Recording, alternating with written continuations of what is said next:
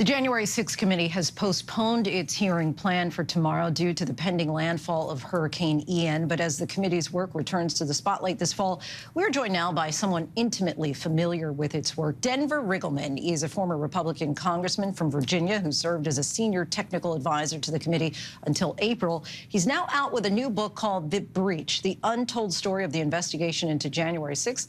Thank you so much for being here. Good to be here. As we just said, you were a one-term Republican congressman. Yes. You were then recruited to the committee based on your work as a Navy intelligence officer. Air Force intelligence, yeah. Air Force intelligence and officer. NSA and all that, yeah. And I want to just read a quote that you said here. There is nothing more valuable than raw data. I want to let the data do the talking. Explain a bit of the data at the center of your work. Right. Well, you know, it's interesting. Right when I came on, when the committee hired me, they asked me to build a couple things. Number one was the call detail record team, the call detail records, right? The other thing was the open source intelligence team to do all that digging. By the way, those two teams are still there, right? Which I'm really proud.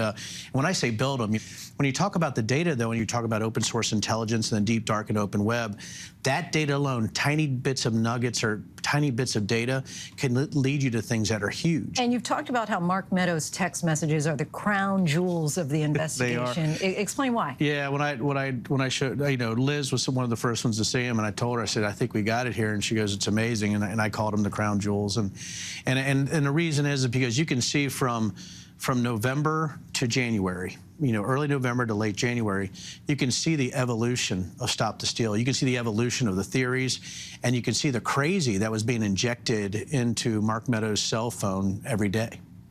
And just because we have to, for the purposes of our legal department, I do want to note that your book was not authorized by the committee, and they released a statement saying in his role on the select committee staff, Mr. Riggleman had limited knowledge of the committee's investigation. He departed from the staff in April prior to our hearings and much of our most important investigative work. Why did you decide to release the book now? Why not wait until after the hearings finished? Well, first of all, we didn't know, you know, I thought the hearings might be over by now, so there was no, you know, there are coincidences in analysis, but I think that the data actually belongs to America and doesn't belong to me. It doesn't belong to the committee. And there's some things in the data that really isn't about the committee. So it might be unauthorized about the committee, but this book really isn't about the committee. It's about January 6th. Right, and it helps the committee, and then it shows the baseline of data in there and the things that you go through with conspiracy theories and cults, Christian nationalism, and how data supports that. So I think as they read the book, I don't think we're going to have to worry about these statements much anymore. But I think right now, the American people deserve to know what happened on January 6th. Do you feel the teams have been aggressive enough, or are there any trees that you, to use your expression, haven't quite been shaken? Well, it's very hard when you have an investigation this big. I think with the teams that I built, you know, I say in the book that I wanted more money. I won't lie, I was very aggressive, but there's only so much to go around. So what I'm saying in this book is that in this new battle space of information warfare, and where there's a three-sided triangle that you look at in information warfare and intelligence analysis, one is social, one is cyber, one is physical.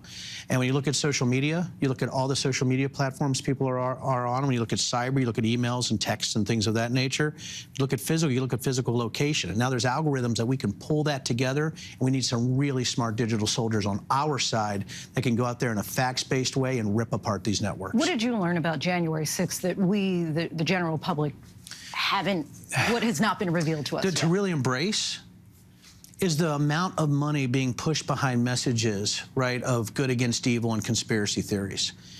And when you look at the text messages, if you look at that as a code or if you look at that as a matrix, what you're looking at are text messages that really show that there's a Christian nationalist element that I think maybe we need to start to look at in a bigger way. It also shows that this is very organized and coordinated.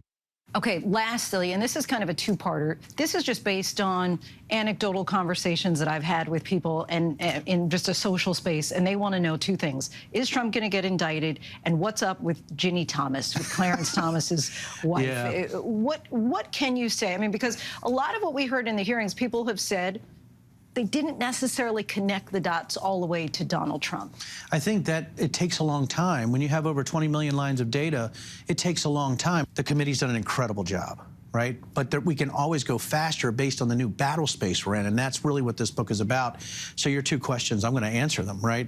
And I'll start backwards. Ginny Thomas, what's that all about? You know, that's one of the things that's really, you know, something that's been bothering me is because her texting, when you're texting when you're forwarding a text from a chief of staff of a congressional person, or when you're saying you're talking directly to Jared, or you're emailing Jared, and you're talking about the craziest theories you can imagine, right? There's something wrong there.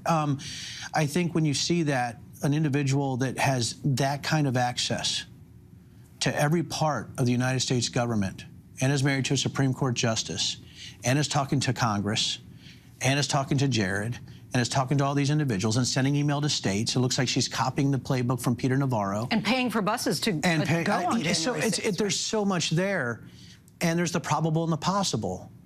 It's possible that Clarence doesn't know about this, but it's not probable. So, and when you talk about indictments, I don't know.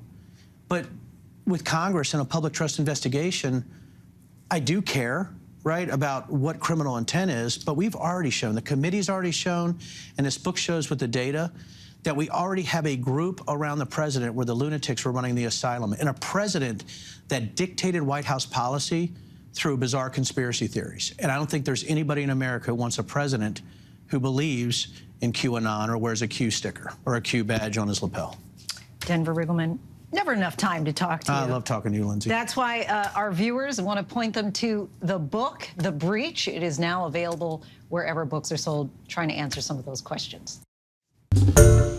Hi, everyone. George Stephanopoulos here. Thanks for checking out the ABC News YouTube channel. If you'd like to get more videos, show highlights, and watch live event coverage, click on the right over here to subscribe to our channel. And don't forget to download the ABC News app for breaking news alerts. Thanks for watching.